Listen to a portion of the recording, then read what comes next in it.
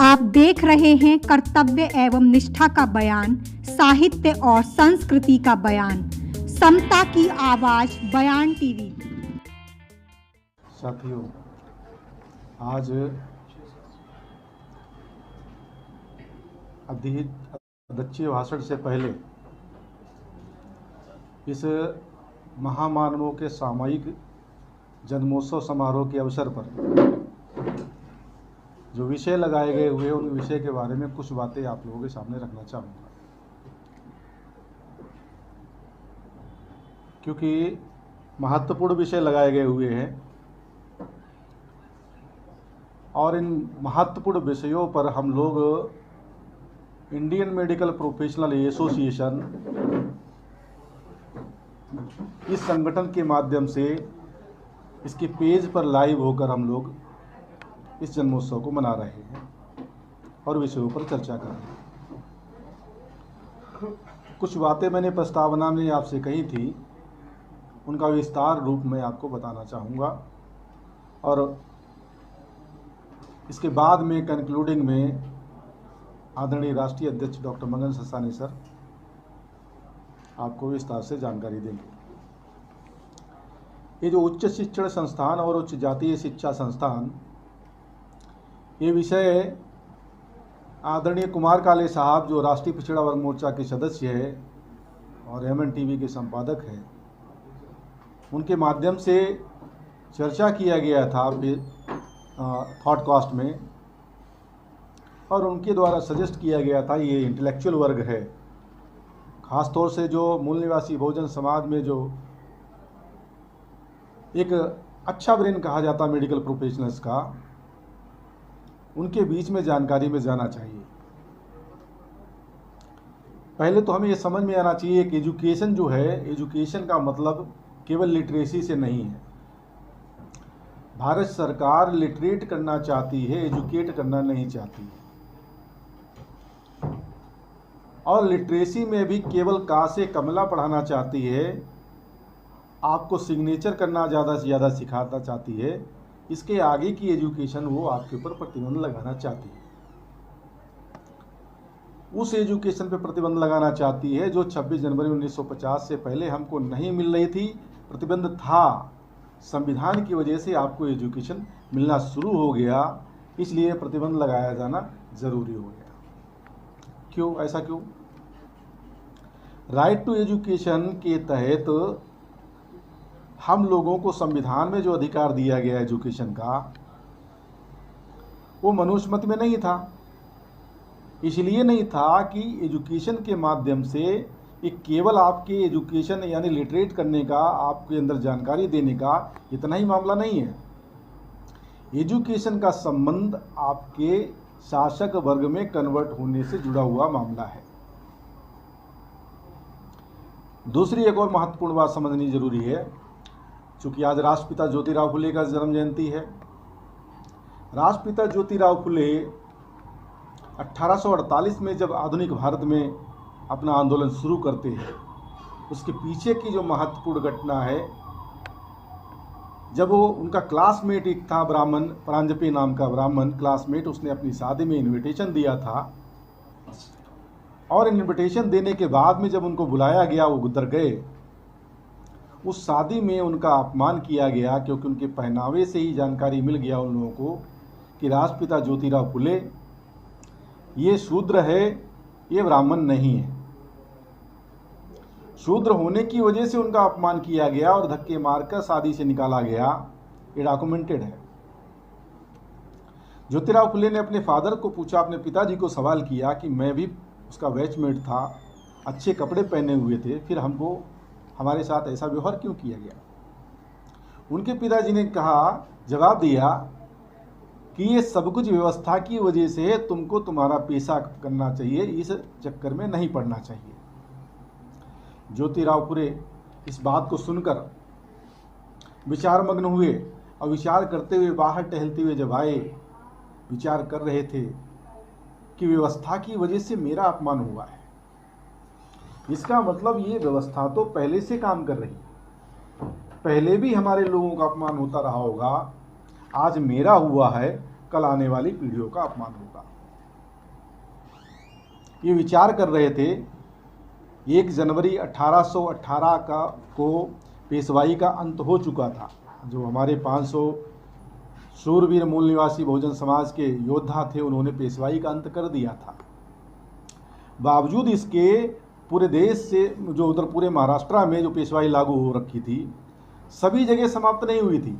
ठीक वैसे ही जैसे 26 जनवरी 1950 को संविधान अमल में आया और संविधान के माध्यम से आर्टिकल 17 के द्वारा अस्पृश्यता को खत्म कर दिया गया, उसका निर्मूलन कर दिया गया, बावजूद इसके अस्पृश्यता आज भी मौजूद है। ठीक वैसे ही पेशवाई का अंत होने के बावजूद पेशवाई मौजूद थी। उस पेशवाई में कुछ अछूत लोग जो निकल रहे थे, उनके आगे हांडी बंधी हुई थी और पीछे झाड़ू बंधी हुई थी। उनको रोका, उनको पूछा कि तुम लोगों को अपमान नहीं होता क्या? वो अछूत डर गए। विचारमग्न ज्योतिराव फुले ने देखा ये लोग डर रहे हैं, तो उनको पूछा, डरो नहीं, आप ही बताओ, आपको अपमान नहीं होता? उस समय अछूतों ने पूछा, ये अपमान क्या होता है? यकीन करिए, उन अछूतों को इस बात का एहसास नहीं था अपमान क्या होता है, सम्मान क्या होता है, स्वाभिमान क्या होता है। ये सारा का सारा किस वजह से हुआ? Due to lack of education. शिक्षा के अभाव में ये सारा सब हुआ। शिक्षा के अभाव में उन अछूतों को इस बात की जानकारी नहीं थी कि उनका अपमान हो रहा है या क्या हो रहा है। उस समय ज्योतिराव फुले ने प्लान किया कि इस व्यवस्था जो अपमानित कर रही है, इस व्यवस्था को समाप्त किए बगैर समस्या का समाधान होने वाला नहीं है। जब तक ये व्यवस्था विद्यमान रहेगी, अपमान करने वाली, अपमान होता रहेगा, हमारे लोग गुलाम बने रहेंगे। इसलिए इस व्यवस्था को समाप्त करना होगा। ये जो एहसास उनके अंदर पैदा हुआ कि इस व्यवस्था को समाप्त करना होगा, ये एहसास बहुत ज़्यादा गंभीर था। इतना ज़्यादा गंभीर था एहसास, जो एक शब्द है जिसको हम लोग सही से समझें, अगर आँख में जब मिर्ची पड़ती है जिसके, उसको मालूम होता है कि मिर्ची से जलन कितनी होती है। केवल हम जानते हैं मिर्ची से जलन पड़ती है, लेकिन पड़ने के बाद में समझ में आता उससे जलन कितनी होती है। हमारी आई साइट भी जा सकती है। इसका मतलब है कि वो जो एहसास ज्योतिराव फुले को हुआ कि इस व्यवस्था को समाप्त करना होगा, उस समय उनको ये एहसास हुआ कि इस व्यवस्था को अकेले मैं समाप्त नहीं कर सकता। ये दूसरा सवाल पैदा हुआ उनके अंदर। तो उन्होंने उसका सलूशन निकाला कि हमारे जैसे इस व्यवस्था से जो पीड़ित लोग हैं, उन लोगों को संगठित करना होगा। जब उनको संगठित करने की योजना उन्होंने बनाई, तो उन्होंने देखा जिस समाज को हम संगठित करना चाहते हैं उसके अंदर एजुकेशन नहीं है। एजुकेशन नहीं होने की वजह से उन लोगों को जानकारी ही नहीं है। जिसको जानकारी ही नहीं है तो एहसास तो बहुत बड़ी बात है।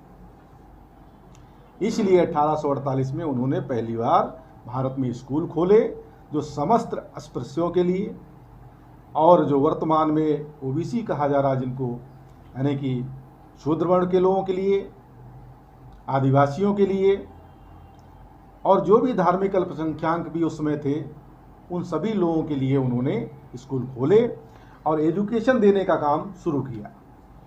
उसके बाद में 1873 में उन्होंने जाके सत्यशोधक संगठन की स्थापना किया।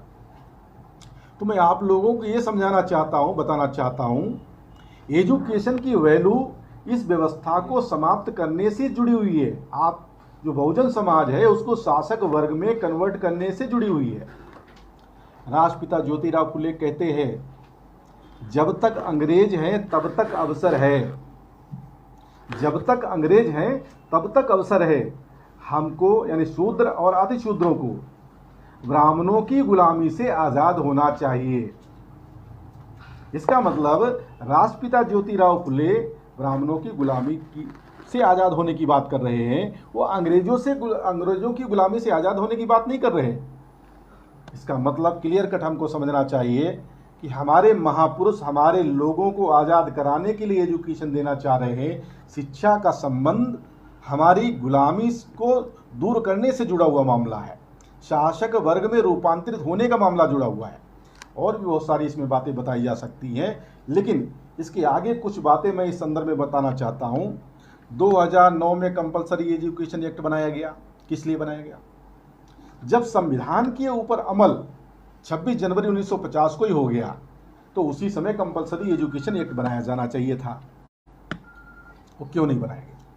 क्योंकि बेसिकली एजुकेशन से लोगों को जानकारी आ सकती है। जानकारी के माध्यम से जो व्यवस्था डिस्ट्रॉय करना चाह रहे थे ज्योतिराव फुले, उस व्यवस्था को डिस्ट्रॉय करने वाले, जो असमानता की व्यवस्था है उसको डिस्ट्रॉय करने वाले लोग पैदा हो जाएंगे। इसलिए पहले प्राइमरी एजुकेशन को ही खत्म कर दिया जाना चाहिए, यानी 14 साल तक के बच्चों की जो कंपलसरी एजुकेशन है उसको ही समाप्त किया जाना चाहिए। जब कंपलसरी एजुकेशन एक्ट नहीं बना था, तब हमारे लोग पढ़ लिख कर डॉक्टर, इंजीनियर, वकील, IAS, IPS, IRS, IFS बन रहे थे। जब कंपलसरी एजुकेशन एक्ट नहीं था, मतलब 26 जनवरी 1950 से पहले और 2009 के बीच में कंपलसरी एजुकेशन एक्ट नहीं था ना। 2009 में बना कंपलसरी एजुकेशन एक्ट। तो इतने पीरियड में क्या SC, ST, OBC माइनॉरिटी के लोगों ने एजुकेशन नहीं लिया? प्राइमरी का लिया। वो डॉक्टर भी बने, इंजीनियर भी बने, वकील भी बने, सब कुछ बने। 2009 में जब कंपलसरी एजुकेशन एक्ट बनाया, उसके बाद में हमारे लोगों में जो एजुकेशन के प्रति ललक पैदा होनी चाहिए, वो ख़त्म करने के लिए एजुकेशन को सारा का सारा डैमेज करना उन्होंने शुरू किया हुआ है अभी तक। और अभी न्यू एजुकेशन पॉलिसी बना दिया गया है, उसके माध्यम से पूरा ही एजुकेशन समाप्त करने का षड्यंत्र पूरी तरीके से चल रहा है। वो ऐसा क्यों कर रहे हैं? ऐसा इसलिए कर रहे हैं कि जब प्राइमरी एजुकेशन अगर समाप्त कर दोगे तो उसके ऊपर की एजुकेशन है, मिडिल एजुकेशन है, हायर एजुकेशन है, ये समाप्त हो जाएगी। इसके ऊपर और भी एजुकेशन है। जब संविधान लागू हुआ उस समय ये निर्धारित किया गया था कि देश को गवर्न करने के लिए, देश की पॉलिसी निर्धारित करने के लिए एक क्लास 1 का हमको ब्रेन निर्माण करना होगा। इसके लिए IIT जैसे इंजीनियरिंग कॉलेज बनाए गए, IIM जैसे मैनेजमेंट के इंस्टीट्यूट बनाए गए, और एम्स जैसा मेडिकल प्रोफेशन के लिए बहुत बड़ा इंस्टीट्यूट बनाया गया, जो दिल्ली में ही आपकी स्थिति है। ये जो बड़े बड़े इंस्टीट्यूट बनाए गए, वहाँ पर SC, ST, OBC की फैकल्टीज़ भी होनी चाहिए, और यहाँ पर SC, ST, OBC के जो ग्रेजुएशन करने वाले लोग हैं उन लोगों को भी, स्टूडेंट्स को भी वहाँ पे होना चाहिए। परंतु IIM, IIT और एम्स जैसी जगह पर रिजर्वेशन को पूरी तरीके से डिनाई किया गया। क्यों डिनाई किया गया? 26 जनवरी 1950 को संविधान लागू हुआ। लागू होने से पहले से 26 नवंबर 1949 को इस संविधान को अमल में लाया गया। अमल में लाने से पहले अडॉप्ट किया गया। 26 नवंबर 1949 को इसको अडॉप्ट किया गया और 26 जनवरी 1950 को इसको लागू किया गया। तो इसके बीच में जो गैप आ रहा है, उस पीरियड में सारे के सारे प्लान सेट किए गए संविधान पर अमल कैसे करना है, क्या करना है, क्या नहीं करना है। एक तो ये बात आज की डेट में दिखाई दे रही है।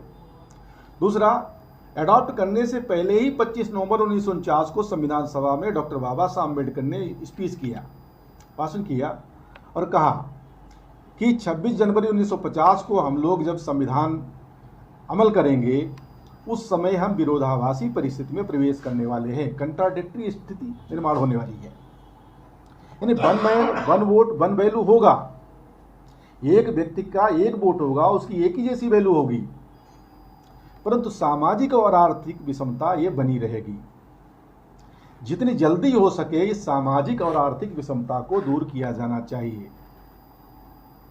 और जो पॉलिटिकल डेमोक्रेसी है उसको सोशल डेमोक्रेसी का स्थान ग्रहण कर लेना चाहिए। ये बात किसी को समझ में नहीं आई। यानी पॉलिटिकल डेमोक्रेसी को सोशल डेमोक्रेसी का स्थान लेना चाहिए। इसका मतलब हमारे लोगों को आज तक यही समझ में नहीं आया डेमोक्रेसी का मतलब क्या है।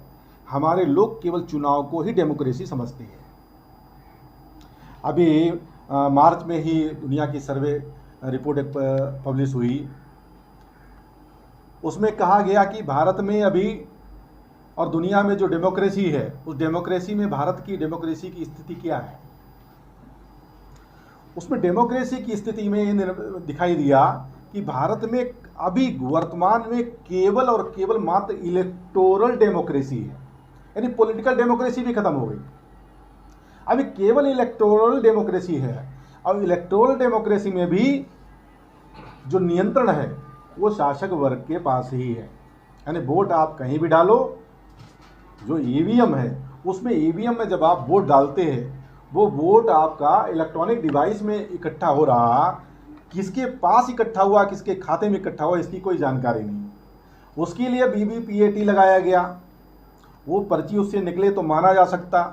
और कहा गया ईवीएम जो है, ईवीएम के माध्यम से जो घोटाला हो सकता है उसको हम वीवीपीएटी से पकड़ेंगे, और ईवीएम में कोई अलग से डिवाइस नहीं लगाया जा सकता है। ईवीएम में जो वीवीपीएटी मशीन लगाया जा रहा वो भी अलग से लगाई हुई डिवाइस है।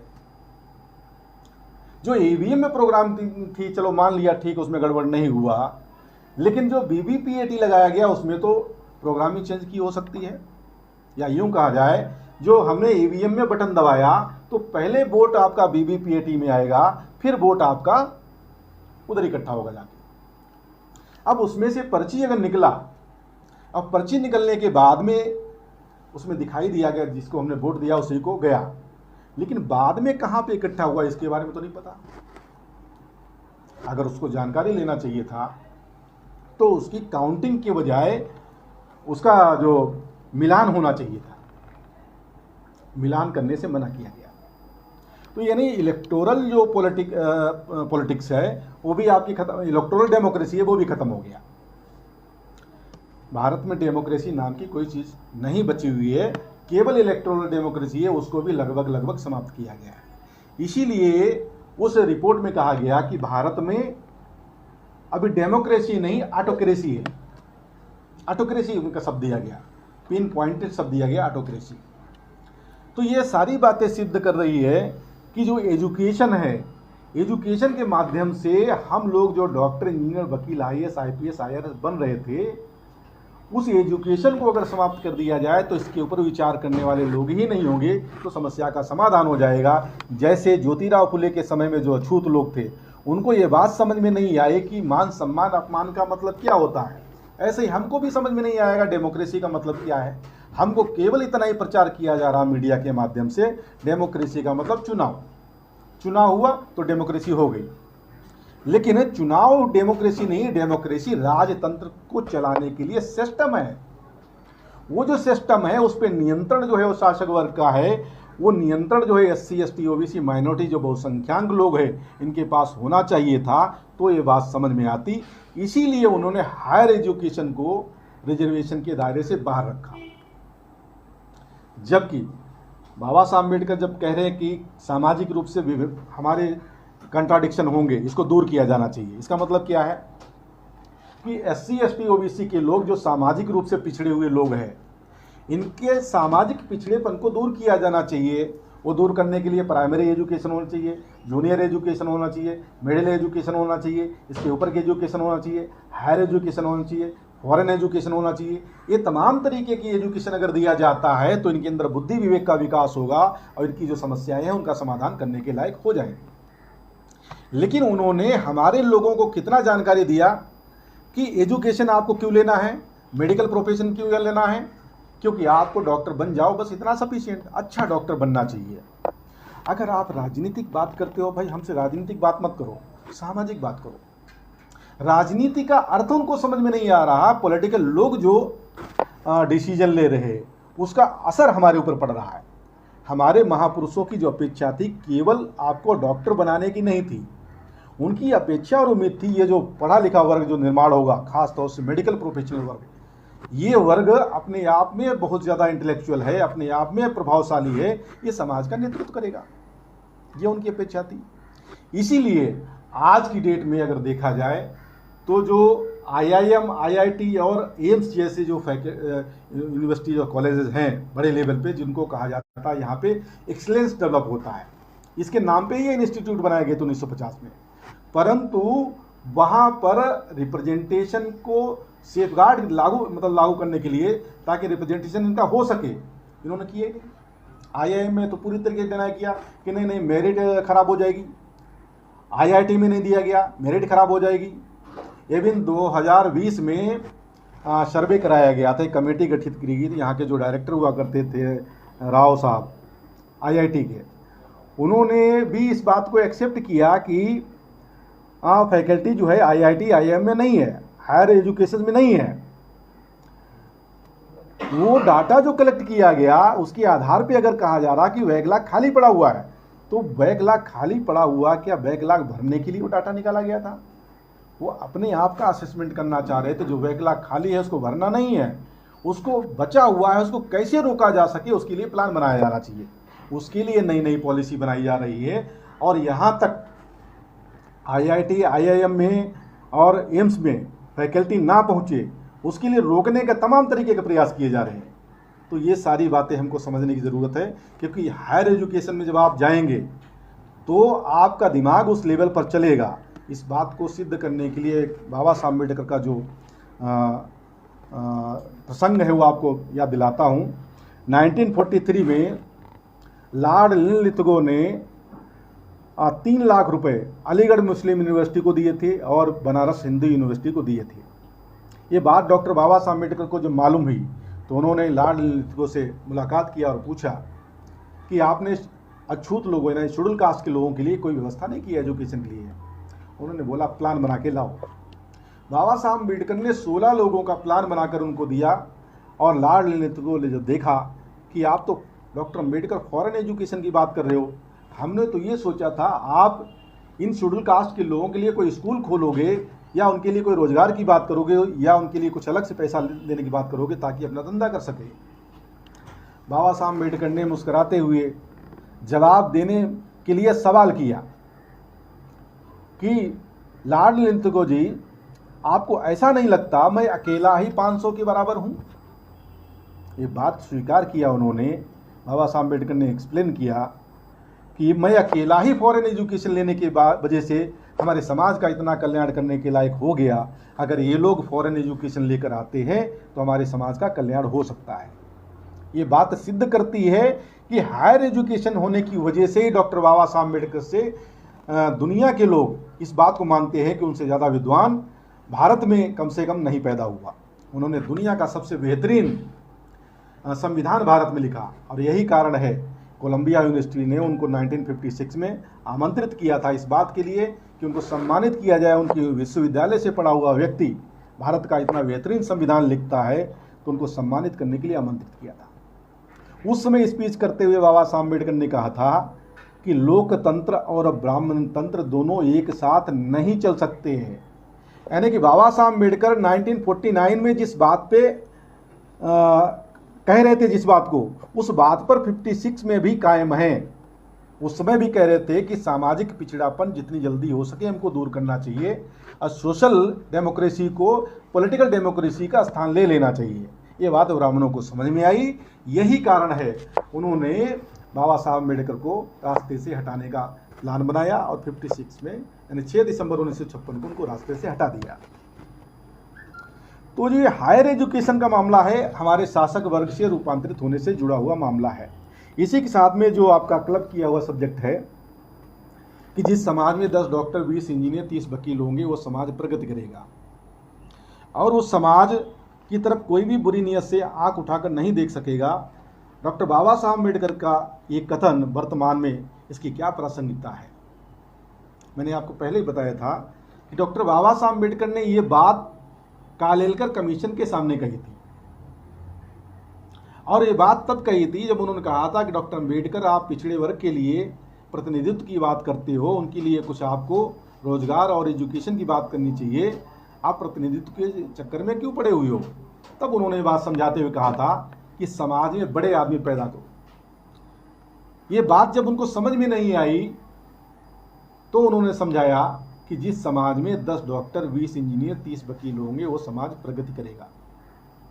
इस बात की प्रासंगिकता आज की डेट में अगर हमको समझना है तो थोड़ा पार्श्वभूमि में कुछ बातें समझना होगा। पहली बात, राष्ट्रपिता ज्योतिराव फुले जब ये आकलन करते हैं कि जानकारी के अभाव में जो शूद्र और अतिशूद्र हैं इनको व्यवस्था के बारे में समझ नहीं पैदा हो रही है, जानकारी नहीं है इसलिए समझ नहीं पैदा हो रही है, इसलिए वो व्यवस्था इनको प्रताड़ित कर रही, पीड़ित कर रही है, इसलिए इनको जानकार बनाना होगा। यानी वो प्रतिनिधित्व की बात कर रहे हैं। 1869 में 24 सितंबर 1869 को राष्ट्रपिता ज्योतिराव फुले ने सबसे पहले आपका छत्रपति शिवाजी महाराज की जन्म जयंती मनाने का काम किया है 1869 में। और वो जन्म जयंती जब बनाया था उस समय ही उन्होंने अपने भाषण में बात कही थी कि ये शूद्र और अतिशूद्र इनका प्रतिनिधित्व नहीं होने की वजह से इनके साथ अन्याय अत्याचार होता है, इसलिए इनके प्रतिनिधित्व जो है शासन प्रशासन में अगर होगा तो इनकी समस्याओं का समाधान हो जाएगा। 1869 में वो प्रतिनिधित्व मुद्दे को उठाते हैं और फिर 1873 में जब सत्यशोधक समाज का गठन करते हैं उस समय भी प्रतिनिधित्व के मुद्दे को उठाते हैं। यही कारण है अंग्रेजों को लगा राष्ट्रपिता ज्योतिराव फुले उनके ऊपर जो दबाव बना रहे हैं कि शूद्रा और शूद्रों का प्रतिनिधित्व होना चाहिए, उसके लिए रिटर्न मेमोरेंडम जो दिया उन्होंने, तो अंग्रेजों को समझ में आया कि हमको यहाँ पर अगर दीर्घ काल तक रहना है, शासन करना है तो क्या करना होगा, यहाँ के लोगों की समस्याएं क्या है उनको आइडेंटिफाइड करना होगा, उनकी संख्या क्या है उसको आइडेंटिफाइड करना होगा। इसके लिए प्लान बनाकर उन्होंने कास्ट बेस्ड सेंसस 1881 में करवाया और वो जो सेंसस के जो आंकड़े आए उन आंकड़ों को एनालिसिस करने के लिए 1881 में हंटर कमीशन आया था। 80 में शुरू किया गया था वो हंटर कमीशन आया। हंटर कमीशन के सामने भी ज्योतिराव फुले ने रिटर्न मेमोरेंडम दिया कि शूद्र और शूद्रों को उनकी संख्या के अनुपात में प्रतिनिधित्व होना चाहिए। और यही नहीं, उस समय के जो मुस्लिम्स थे उनके अंदर भी ये भावना पैदा हुई कि हमारा भी प्रतिनिधित्व होना चाहिए। उन्होंने भी कांग्रेस के विरोध में काम करना शुरू किया। उस समय बोला था, तो मौलाना नाम भूल गया उनका, उन्होंने बोला था कि ये कांग्रेस है ये एक जाति की पार्टी बनेगी। 1885 में, यानी 1881 में जनगणना हुई, 1882 में हंटर कमीशन आया। जैसे प्रतिनिधित्व का मुद्दा उठाया, ब्राह्मणों को लगा कि अगर हम लोगों ने अभी पहल नहीं किया तो ज्योतिराव फुले की बात मानी जा सकती है। इसलिए 1885 में उन्होंने कांग्रेस का गठन किया। इसको और सही तरीके से समझना है तो आपको यह समझना होगा 1857 में जो गदर हुआ था, जिसको कहा जाता है प्रथम स्वतंत्रता संग्राम, वास्तव में प्रथम स्वतंत्रता संग्राम नहीं, 3 लोगों के वर्चस्व की लड़ाई थी। उसमें एक अंग्रेज विदेशी है, मुगल विदेशी है। अभी प्रोफेसर विलास खरात ने जो किताब लिखा है और टाइम्स ऑफ इंडिया में भी रिपोर्ट पब्लिश हुआ था डीएनए की, उसके आधार पे एक बताया गया है कि ब्राह्मण लोग, इनका डीएनए यहाँ का नहीं यूरेशिया का है। इस आधार पे हम कह सकते हैं कि 3 लोग जो है वो जिनका डीएनए यहाँ का नहीं है, उनका आपसी डीएनए का वर्चस्व का मामला था। यानी अंग्रेज विदेशी, आपके मुगल विदेशी और ब्राह्मण लोग जो है इनका डीएनए जो है यूरेशियन है, इनके अपने वर्चस्व का मामला था। उस गदर को, उस लड़ाई को अंग्रेजों ने विफल कर दिया और विफल करने के बाद में इन्होंने इतना ज़्यादा डर पैदा हो गया कि जैसे कंपनी एक्ट के तहत नंददेव को फांसी दिया गया था, ये भी चीज़ हो सकती है हमारे साथ। इसलिए इन्होंने 1885 तक चिड़ी चुप बन के रहे। 1885 में जब कांग्रेस गठित किया, उस समय इनके सामने मजबूरी थी कि ज्योतिराव फुले संगठन बना चुके थे, इसलिए उसको काउंटर करने के लिए किया। आज राष्ट्रपिता ज्योतिराव फुले के जन्म जयंती के अवसर पर हम लोगों को ये बात समझनी चाहिए कि हमारी लड़ाई इस देश में क्या है। हमारी लड़ाई जो है वो प्रतिनिधित्व की लड़ाई है, यानी कि SC ST OBC माइनॉरिटी जो अभी है वर्तमान में, इसका प्रतिनिधित्व नहीं हो रहा संख्या के अनुपात में, इसलिए समस्याओं का समाधान नहीं हो रहा। ये लड़ाई राष्ट्रपिता ज्योतिराव फुले ने लड़ी थी, वो लड़ाई आज भी हमारे सामने चल रही है। इसलिए इस लड़ाई को उनकी मृत्यु के बाद में माता सावित्रीबाई फुले लेकर चली, फिर छत्रपति साहू जी महाराज लेकर चले।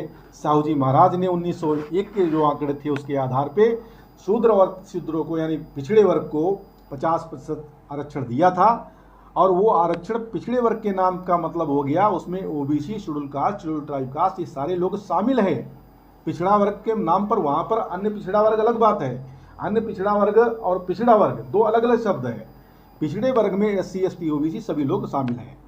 तो साहू जी महाराज उस समय प्रतिनिधित्व देने के लिए आरक्षण लागू किया, इसलिए बात छत्रपति साहू जी महाराज को आरक्षण का जनक कहा जाता है। प्रतिनिधित्व का मुद्दा जो है वो ज्योतिराव फुले से शुरू होता है।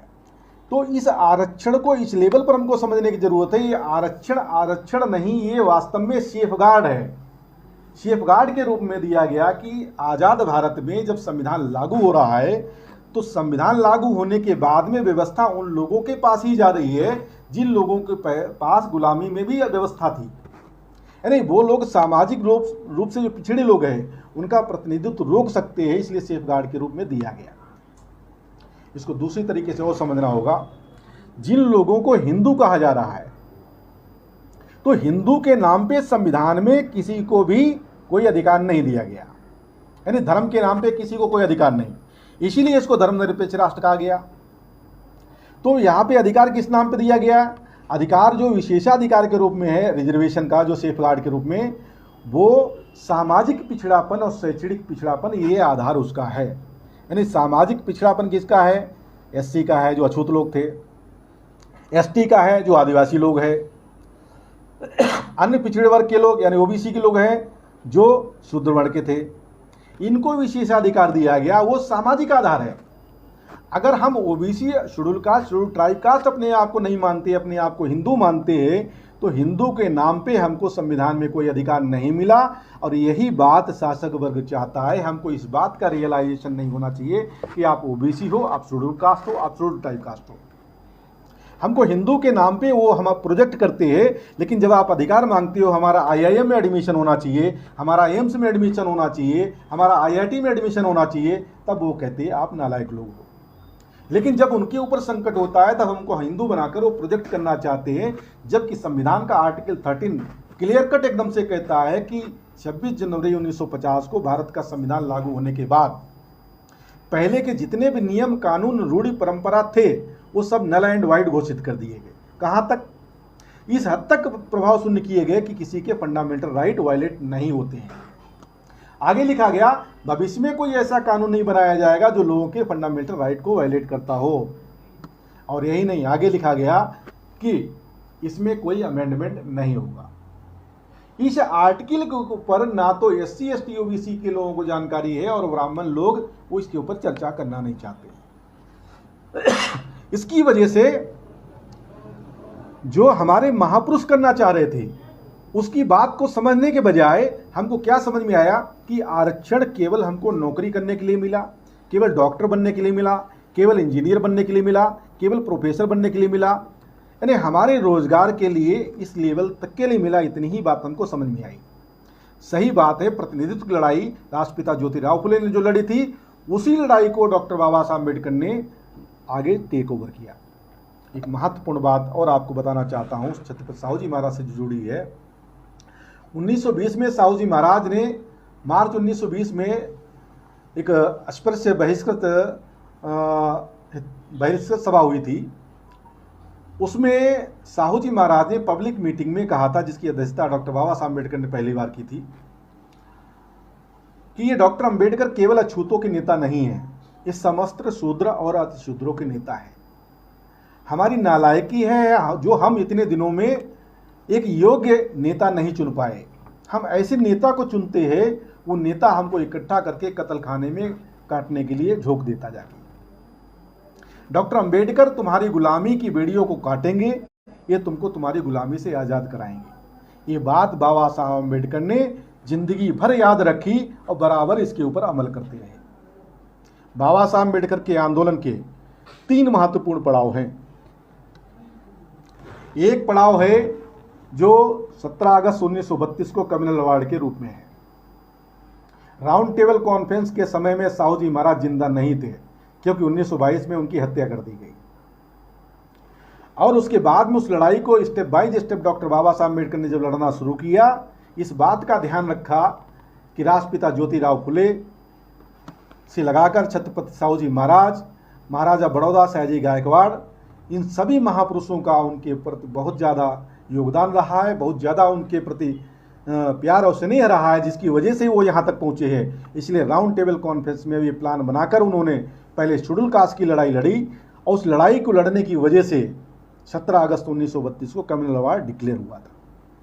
उस कम्युनल अवार्ड को जो 2 महत्वपूर्ण मांगे थी, वो अछूत वर्ग से जुड़ी हुई थी, यानी कि 2 बार वोट देने का अधिकार और पृथक निर्वाचन क्षेत्र, एडुकेट रिप्रेजेंटेशन और एडल्ट फ्रेंचाइज, ये मुद्दे सभी लोगों से जुड़े हुए थे।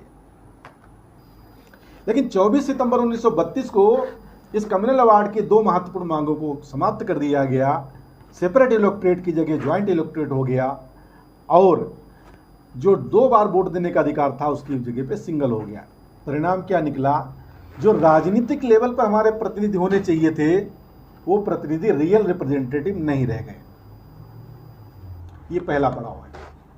बाबा साहब अम्बेडकर जब ये लड़ाई हार गए, उन्होंने योजनाबद्ध तरीके से राष्ट्रीय स्तर का संगठन निर्माण करने का प्लान बनाया और प्लान बनाकर 1942 में यानी 18, 19, 20 जुलाई को जब उन्होंने राष्ट्रीय अधिवेशन नागपुर में लिया, उस अधिवेशन में 75,000 डेलीगेट्स जो थे उसमें 25,000 महिलाएं और 50,000 पुरुष थे। ये डॉक्यूमेंटेशन होने की वजह से हमारे पास आंकड़े हैं। उन आंकड़ों के आधार पे हम देखते हैं कि इतना बड़ा विशाल राष्ट्रीय अधिवेशन था। अंग्रेजों ने उसी समय बाबा साहब अम्बेडकर को बुला के यानी 1942 में ही एक मंत्री बनाया अपने गवर्नमेंट में। प्रोविंशियल जो गवर्नमेंट थी उसमें 4 विभाग उनके पास में थे, जो अभी 4 अलग अलग मंत्रालय हैं। एक इरिगेशन विभाग, PWD विभाग, इलेक्ट्रिक विभाग और लेबर मिनिस्ट्री। आज की डेट में ये 4 अलग अलग विभाग है, परंतु इन चारों विभाग की स्थिति बहुत ज़्यादा दयनीय है। उस समय जो बाबा साहब अम्बेडकर ने सोच बनाई थी, यानी लेबर मिनिस्टर बनते ही गांधी जी ने उस समय ज़्यादा लंबा समय नहीं लिया, उनको समझ में आ गया डॉक्टर अम्बेडकर लेबर मिनिस्टर बने, अंग्रेजों ने उनकी बात मान ली। दूसरा, डॉक्टर अम्बेडकर ने शेड्यूल कास्ट के लिए 8.5% रिजर्वेशन लागू कर दिया मंत्री बनते ही। तो ये जो बातें थी, इसकी वजह से उन्होंने समय नहीं लिया और क्विट इंडिया मूवमेंट शुरू किया।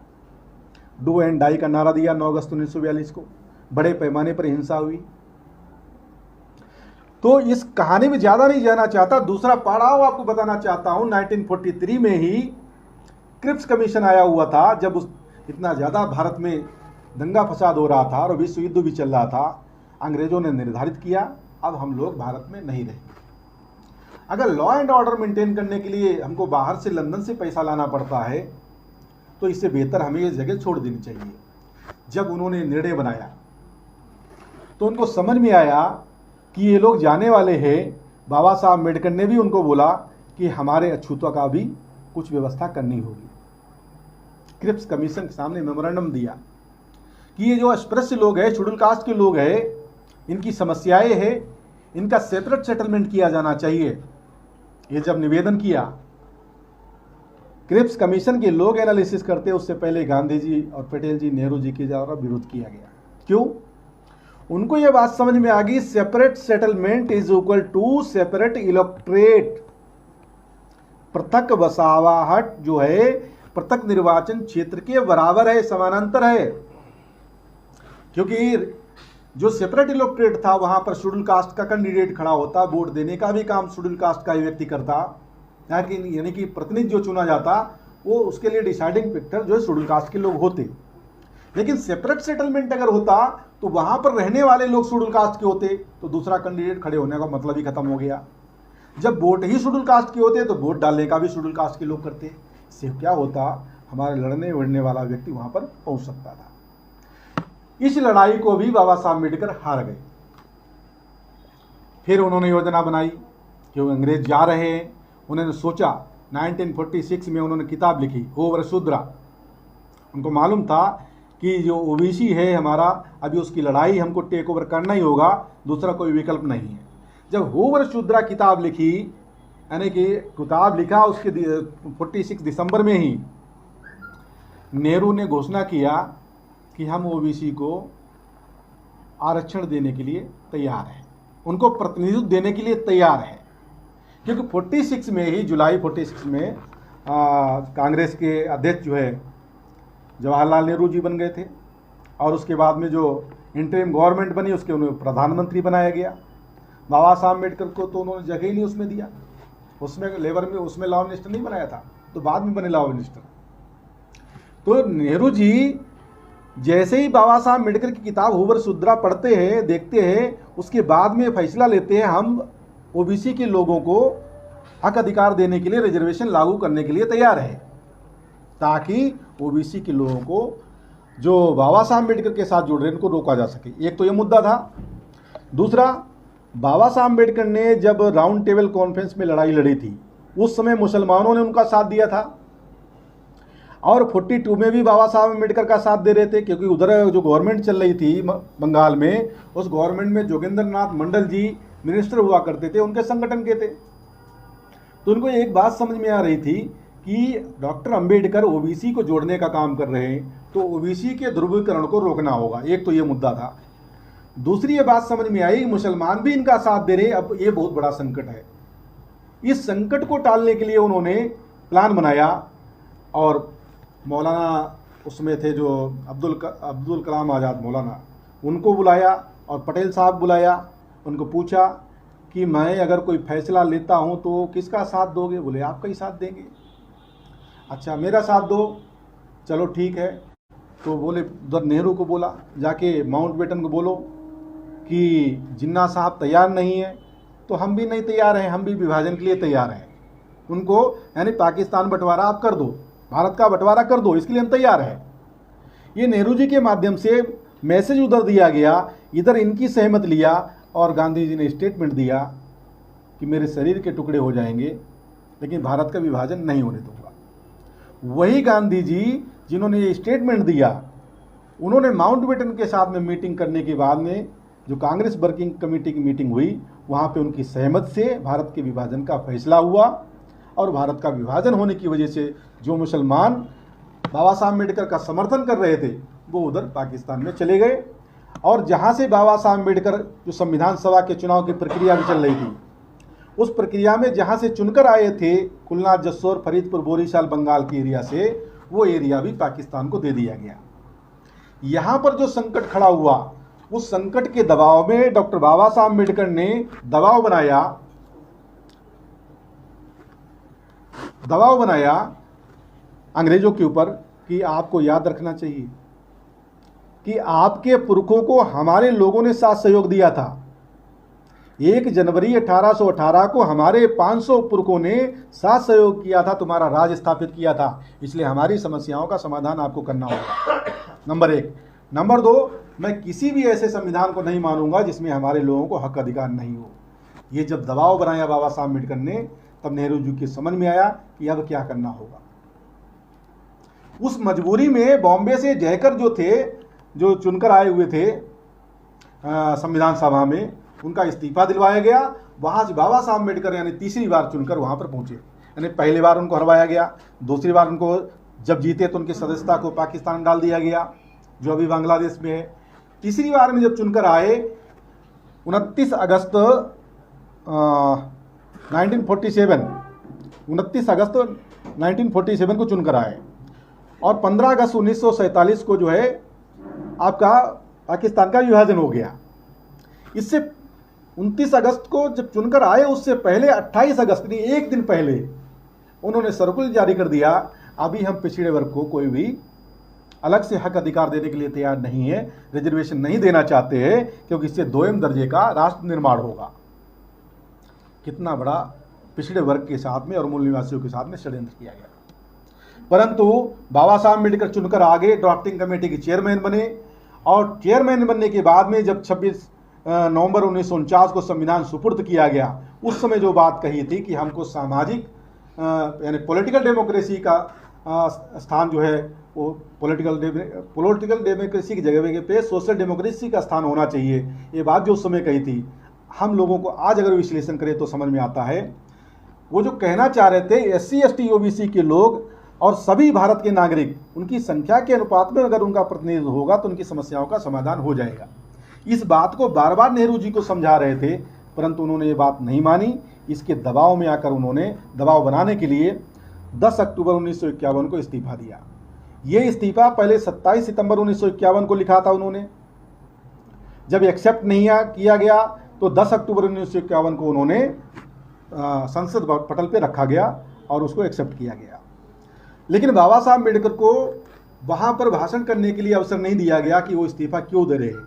उस इस्तीफे में 4 महत्वपूर्ण बातें थी। मैं ये बात समझाना चाह रहा हूँ कि बाबा साहब अम्बेडकर जो कह रहे हैं कि जिस समाज में 10 डॉक्टर, 20 इंजीनियर, 30 वकील होंगे, ये कहने के पीछे मकसद क्या है, ये बात मैं आप लोगों को समझाना चाह रहा हूँ।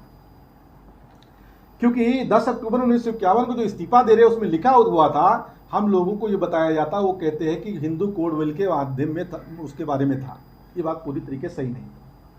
पहले नंबर का मुद्दा जो था वो था ओबीसी को जो संविधान में आर्टिकल 340 के तहत, यानी सामाजिक पिछड़ापन, शैक्षणिक पिछड़ापन दूर करने के लिए जो प्रतिनिधित्व दिया जाना है संख्या के अनुपात में, उसके लिए कमीशन गठित किया जाएगा और कमीशन गठित करके उनकी संख्या के अनुपात में प्रतिनिधित्व दिया जाएगा। इसको बार बार दबाव बनाने के बावजूद, बार बार कहने के बावजूद नेहरू जी ने नहीं माना, इसलिए मैं इस्तीफा दे रहा हूं। दूसरा उन्होंने कारण बताया कि मैं कानून मंत्री हूं, कानून मंत्री होने के बावजूद जो प्लानिंग बनती है, जो कानून बनते हैं, उनमें हमको शामिल नहीं किया जाता है, ऐसे फिर हमें मंत्रालय में रहने कोई फायदा नहीं। तीसरा उन्होंने लिखा, इतना पढ़ा लिखा होने के बावजूद, कानून मंत्री होने के बावजूद मेरे साथ भेदभाव होता है, तो इसलिए मैं इसमें नहीं रहना चाहता। और चौथा मुद्दा था वो हिंदू कोड बिल का था। हिंदू कोड बिल का मामला केवल जो है हिंदुओं से जुड़ा हुआ मामला नहीं था, वो बेसिकली महिलाओं और भारत के समस्त नागरिकों से जुड़ा हुआ था, खासतौर से महिलाओं के लिए बहुत ज़्यादा विशेषकर था। और ये बात कालेलकर कमीशन की रिपोर्ट से भी सिद्ध हुई और वर्तमान में डीएनए के आधार पर सिद्ध हो रही है। उनके दबाव में जो उन्होंने हिंदू कोड बिल का जो चौथा मुद्दा था, उस मुद्दे को ध्यान रखते हुए और बाकी ऊपर की जो 3 मुद्दे, इन बातों को ध्यान रखते हुए नेहरू जी ने सोचा कि डॉक्टर अंबेडकर अभी ओबीसी को जागृत करके अगर अपने साथ जोड़ते हैं तो उनके सामने संकट खड़ा होगा, उस संकट को टालना होगा।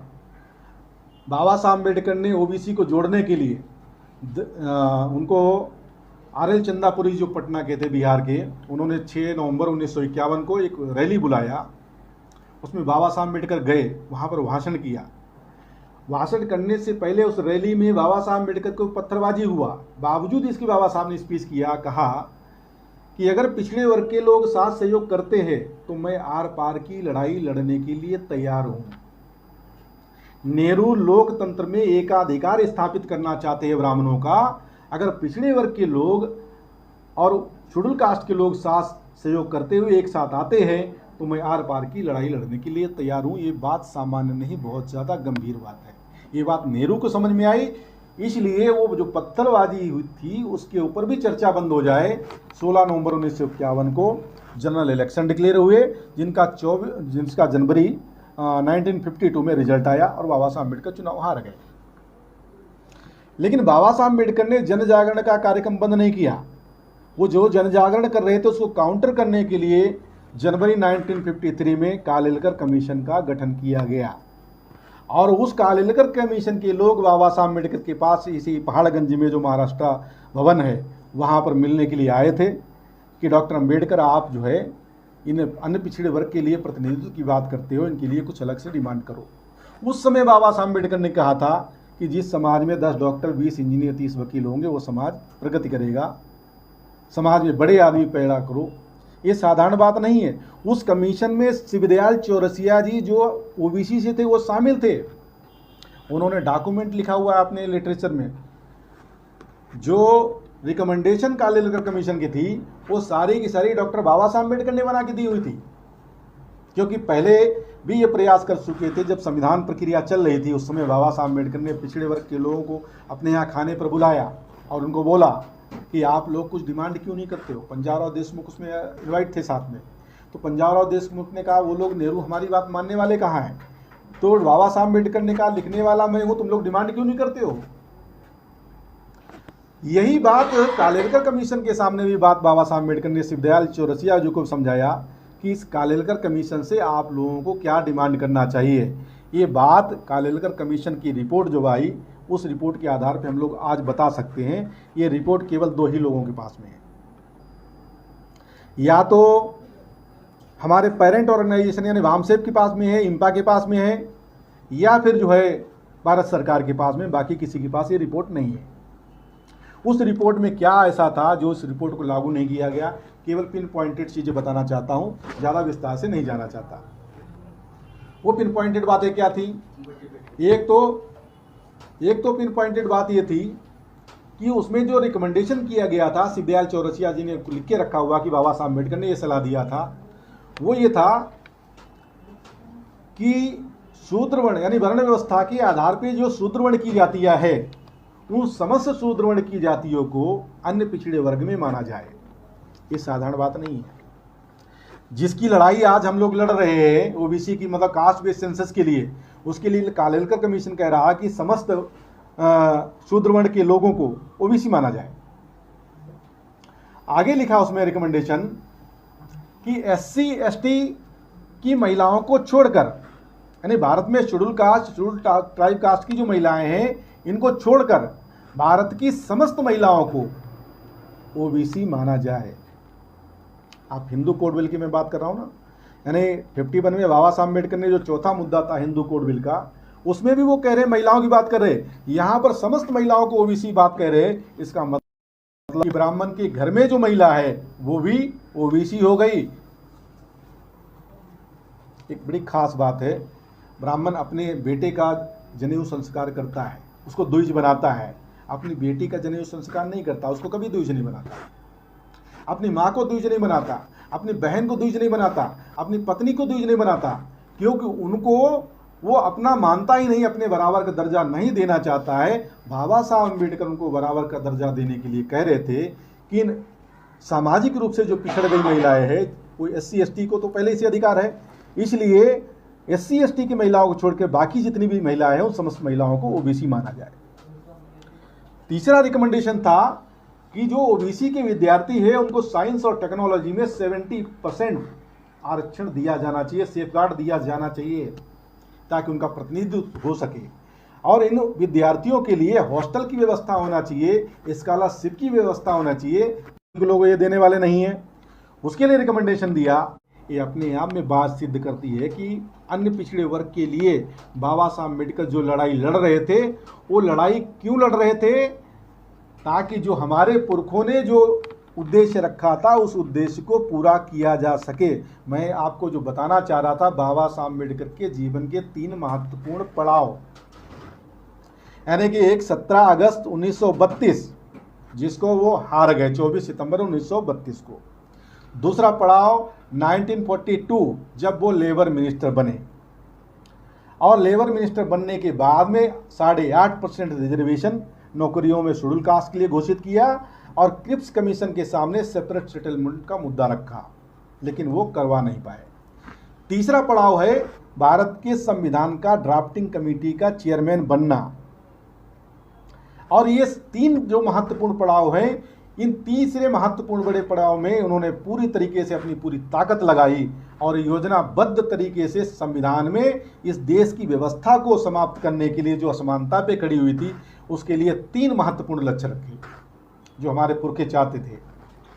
वो 3 महत्वपूर्ण लक्ष्य क्या थे? उन लक्ष्यों को अगर पूरा करते तो जो खड़ी व्यवस्था है, जो जाति व्यवस्था है, ये एकदम से पट हो जाती, हॉरिजॉन्टल हो जाती। एक था अस्पृश्यता को समाप्त करना, निर्मूलन करना आर्टिकल 17 के माध्यम से। दूसरा था कि जो मूल निवासी बहुजन समाज है, यानी एससी एसटी ओबीसी के लोग हैं, इनको शासन करती हुई जमात में कन्वर्ट करना। बाबा साहब अम्बेडकर कहते ना, जाओ अपने घरों की दीवारों पे लिख दो शासन करती हुई जमात बनना है। तो शासन करती हुई जमात बनना है वो इसलिए नहीं कह रहे, वो इसलिए कह रहे ताकि इस देश की जो व्यवस्था है उस व्यवस्था को समाप्त किया जा सके, असमानता की व्यवस्था को समाप्त किया जा सके, इसलिए शासन करती हुई जमात। और फाइनल लक्ष्य जो था, इस देश में समता, स्वतंत्रता, बंधुत्व, न्याय प्रस्थापित करना, इसके लिए संविधान में सारा का सारा प्रोविजन किया था। ये 3 महत्वपूर्ण बड़े लक्ष्य थे, ये उन्होंने अपने सामने रखे थे। अगर इसके ऊपर अमल होता तो भारत की व्यवस्था बदल सकती थी। लेकिन दुख की बात है, और या यूं कहना चाहिए अज्ञानतावश जो जानकारी हमारे लोगों के पास आना चाहिए था, नहीं पहुंच पाई, हमारे पास आने नहीं दी गई। हम लोगों को इस बात का रियलाइजेशन नहीं हुआ कि हम लोग मेडिकल प्रोफेशनल क्यों बने, हम हायर एजुकेशन लेने के बाद आईएएस पीसीएस कर्मचारी अधिकारी क्यों बने। हमारी प्रोफेशनल वैल्यू थी अगर हम हमारे समाज को जागृत कर पाते। जागृत का अर्थ क्या है? वो समाज जिसकी समस्याएं हैं उन समस्याओं का जवाब देने के लायक बने। जिस समाज को समस्याएं हैं उन समस्याओं का अगर हम जवाब देने के लायक नहीं है तो हम किस बात के जागृत हैं।